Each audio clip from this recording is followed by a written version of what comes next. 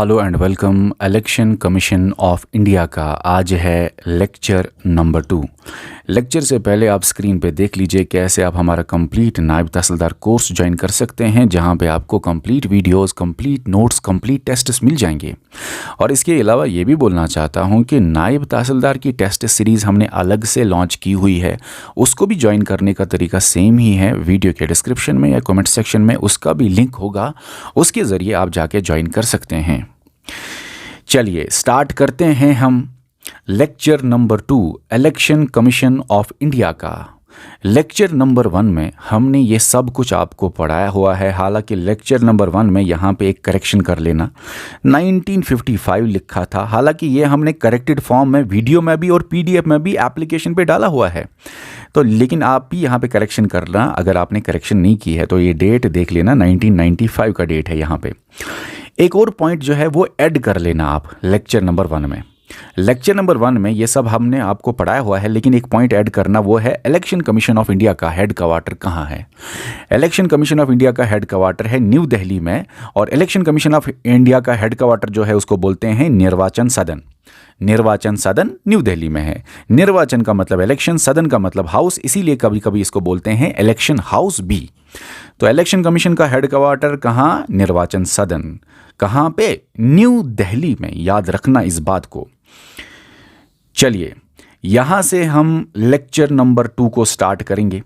हमने ऑलरेडी आपको lecture number 1 में बोला है कि अब हम लेक्चर 2 से आपको पढ़ाएंगे ये आर्टिकल्स के बारे में, क्योंकि पार्ट 15 ऑफ इंडियन कॉन्स्टिट्यूशन मैंने आपको बोला है बात करता है इलेक्शंस के बारे में या इलेक्शन कमीशन ऑफ इंडिया के बारे में। और पार्ट 15 जो है इसके अंदर ये आर्टिकल्स पढ़ते हैं, आर्टिकल 324 से लेके आर्टिकल 329। अब सुनना, जब इंडियन कॉन्स्टिट्यूशन ओरिजिनली बना, एनफोर्स हुआ 1950 में, जब इंडियन कॉन्स्टिट्यूशन एनफोर्स हुआ, तो ओरिजिनली इस इंडियन कॉन्स्टिट्यूशन के पार्ट 15 में कितने आर्टिकल्स थे? तो 6 ही आर्टिकल्स थे। और अभी जब मैं ये वीडियो रिकॉर्ड कर रहा हूं 2025 में, तो आज भी इस पार्ट 15 ऑफ इंडियन कॉन्स्टिट्यूशन में कितने आर्टिकल्स है? 6 आर्टिकल्स। पहले भी 6 आर्टिकल्स थे, आज भी 6 आर्टिकल्स है। वो कौन कौन से आर्टिकल है? आर्टिकल 324 से लेके आर्टिकल 329 आप देख लीजिए, ये 6 आर्टिकल्स है। और इसमें से भी आर्टिकल 324 बहुत ज़्यादा इंपॉर्टेंट है, और मैक्सिमम कंटेंट आपको इसी में पढ़ना है, और इसी से मैक्सिमम सवाल आते हैं। ये सुपर इंपॉर्टेंट आर्टिकल है आर्टिकल 324, जिसके अंदर आपको क्लासेस भी मिलेंगे। आर्टिकल 324 के अंदर 6 क्लासेस आपको मिलेंगे। आर्टिकल 324(1) तो आर्टिकल 324(6), तो 6 क्लासेस आपको आर्टिकल 324 के अंदर भी मिलेंगे। अब मुझे बता दो, जब ओरिजिनली कॉन्स्टिट्यूशन एनफोर्स हुआ तो पार्ट 15 ऑफ इंडियन कॉन्स्टिट्यूशन में 6 आर्टिकल्स थे। आज भी करंटली 6 आर्टिकल्स है, और ये आर्टिकल्स आपके सामने हैं। इवन कि आर्टिकल 324 जो सबसे बड़ा आर्टिकल है, इसके अंदर भी 6 क्लासेस है। ये डन है, इतना क्लियर है। और ये जो सारे के सारे आर्टिकल्स है, ये पार्ट 15 के अंदर बात करते हैं किसके बारे में? इलेक्शंस के बारे में या इलेक्शन कमीशन ऑफ इंडिया के बारे में। चलो, क्या हमेशा से इंडियन कॉन्स्टिट्यूशन के पार्ट 15 में 6 आर्टिकल रहे हैं? तो आंसर है नहीं। पार्ट 15 ऑफ इंडियन कॉन्स्टिट्यूशन में ये 3 साल 7 आर्टिकल्स रहे हैं। मतलब कि 1975 से लेके 1978 तक 7 articles part 15 of Indian constitution में रह चुके हैं। 7 आर्टिकल्स इन 3 सालों में रहे हैं। एक्चुअली 6 आर्टिकल तो पहले से थे, एक आर्टिकल ऐड हुआ है, आर्टिकल 329। आर्टिकल 329 यहां तक है, लेकिन एक आर्टिकल ऐड हुआ है, आर्टिकल 329A। याद रखना, आर्टिकल 329A ऐड हुआ है, इसीलिए 7 आर्टिकल ये 3 साल के लिए रहे हैं।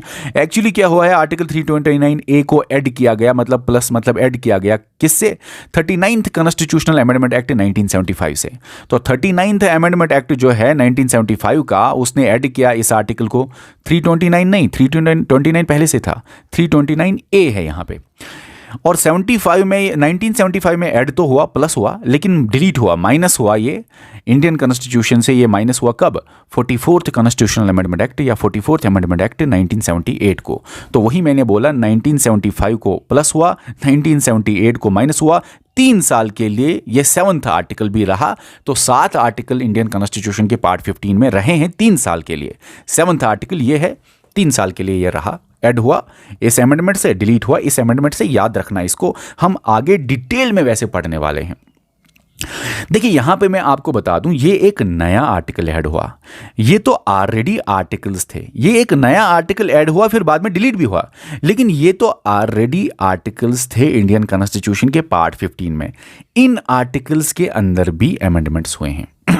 एक तो पार्ट 15 में अमेंडमेंट होके एक नया आर्टिकल ऐड हुआ, लेकिन नए आर्टिकल के बगैर भी कुछ चेंजेस आए हैं जो ऑलरेडी आर्टिकल्स थे इंडियन कॉन्स्टिट्यूशन में। ये जो आपके सामने 6 आर्टिकल्स पहले से थे, इनमें भी कुछ चेंजेस आई हैं। तो यहाँ पे अब मैं आपको बताना चाहता हूँ कि amendments part 15 of Indian constitution में कहाँ कहाँ हुए हैं। हालांकि यहाँ पे मैं ये अमेंडमेंट्स आपको डिटेल में समझाऊंगा नहीं, क्योंकि आपको समझ में आएगा नहीं। हम जब आपको हर एक आर्टिकल पढ़ाएंगे और हर एक आर्टिकल के अंदर जहां जहां अमेंडमेंट हुआ है वहां बेटर समझ सकते हैं, और लास्ट पे हम रिवीजन वापस करेंगे इस पेज पे आके, जिसकी वजह से आपको मैं याद भी कराऊंगा ये सारी चीजें।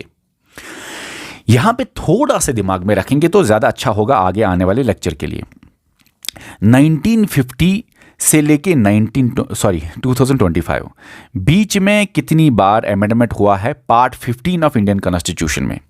देखो बच्चा, 1950 से लेके 1956 आप देखेंगे पहली बार 1956, मतलब 6 साल के बाद ही पहला अमेंडमेंट हुआ है। अगर सवाल आए बताइए पार्ट 15 में पहला अमेंडमेंट कब हुआ है? 1956 में पहला अमेंडमेंट हुआ है। और ये जो पहला अमेंडमेंट हुआ है 1956 में, इस अमेंडमेंट का नाम है 7th कॉन्स्टिट्यूशनल अमेंडमेंट एक्ट या 7th अमेंडमेंट एक्ट 1956। ये जो 7th अमेंडमेंट एक्ट है, इसने ऑलरेडी जो आर्टिकल प्रेजेंट था 324 क्लास 6, इसमें कुछ माइनस किया। ये क्या माइनस किया ये हम आगे देखेंगे। तो यहां पे आप देखेंगे 324 क्लास 6 जो है उसमें 1956 में पहला अमेंडमेंट होता है।